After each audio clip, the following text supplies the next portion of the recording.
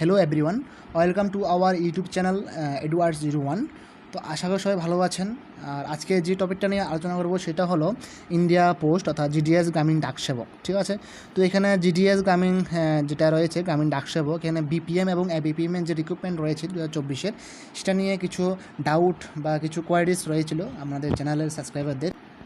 তো সে নিয়ে আজকের এই আলোচনা বা যে ডাউটগুলো আপনাদের রয়েছে সেগুলো বলছেন যে আমরা এখানে কত পার্সেন্ট পেলে অ্যাপ্লাই করতে পারবো, বা 18 বছর আগে কি আমরা এখানে অ্যাপ্লাই করতে পারবো, বা আপনি এখানে কী বেসিসে এখানে সিলেকশন করা হবে, কোনো এক্সাম হবে কি না, বা কোনো ইন্টারভিউ হবে কি না, এবং কী কী লাগবে বা কত টাকা করে এখানে লাগবে, সব কিছু আমরা এখানে তুলে ধরছি। তো এই যে ডিটেলসগুলো রয়েছে একটা নোটিফিকেশান আকারে, এটা কোনো যে জিডিএস ওয়েবসাইট রয়েছে এখান থেকে কোনো পাবলিশ করা নোটিফিকেশান নয়।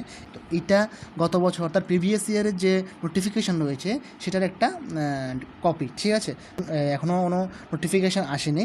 যেটা বলা হয়েছে ডেটের মধ্যে বা 15 তারিখের পরে কয়েকদিন পরেই নোটিফিকেশান চলে আসবে। ঠিক আছে, কিন্তু যে ডিটেলসগুলো দেওয়া আছে এলিজিবল ক্রাইটেরিয়া বা সিলেকশন প্রসেস বা কত টাকা লাগবে বা ডকুমেন্টস কী কী লাগবে সবগুলো কিন্তু সেমই থাকবে আগের মতো। ঠিক আছে, তো এখানে বলা আছে যে আপনাদের কী কী কোয়ালিফিকেশান লাগবে। এখানে আপনারা 10 পাস অর্থাৎ যদি আপনারা মাধ্যমিক পাস থাকেন আপনারা এখানে অ্যাপ্লাই করতে পারবেন। ঠিক আছে, তারপর মাধ্যমিকে আপনাদের 50% নাম্বার।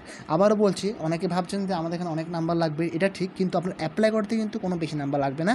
এখানে 50% নাম্বার থাকলে আপনারা এখানে অ্যাপ্লাই করতে পারবেন। ঠিক আছে, এবং এখানে আপনাদের যে বয়সসীমা দেওয়া আছে 18 থেকে 40 ইয়ার পর্যন্ত, 18 উপরে থাকলে আপনারা এখানে অ্যাপ্লাই করতে পারবেন। আর যেটা বললাম যে 18 নিচে হলে আপনারা অ্যাপ্লাই করতে পারবেন কি, তো আমার জানা মতো আমি কয়েকজন যারা এখন চাকরি করছে জিডিএসে অর্থাৎ জিডিএস বিপিএম এবিপিএম, এবং যারা পায়নি রিজেক্ট হয়েছে তাদের থেকে আমি জানতে পারলাম যে 18 বছর নিচে যারা ফর্ম ফিল আপ করেছেন ওনাদের কোনো সিলেকশন হয়নি। ডকুমেন্ট যে ভেরিফিকেশন রয়েছে ওইখানে দিয়ে তারা ক্যান্সেল হয়ে গেছে বা রিজেক্ট হয়ে গেছে। ঠিক আছে, অ্যাপ্লাই করতে পারবেন, কোনো সমস্যা নেই।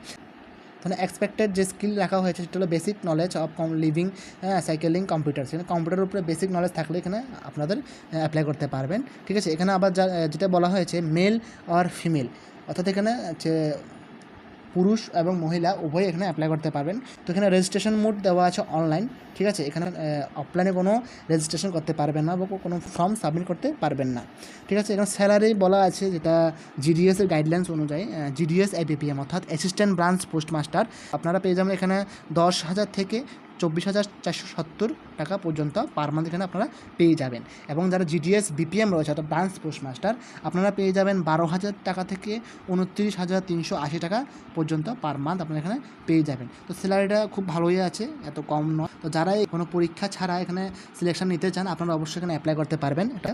তারপর এখানে যে সিলেকশন প্রসেস রয়েছে এখানে দেখেন কোনো এক্সাম বা ইন্টারভিউ দিতে এখানে হবে না। ঠিক আছে, অনলি মেরিট লিস্ট অর্থাৎ যেটা আপনারা অ্যাপ্লাই করবেন মাধ্যমিকের মার্ক অনুযায়ী সেই অনুযায়ী মেরিট লিস্ট পাবলিশ করা হবে। First, second, third, fourth, fifth, যতক্ষণ না পর্যন্ত এই শূন্য কোটা পূরণ হচ্ছে ততক্ষণ পর্যন্ত মেরিট লিস্ট বেরোতে থাকবে।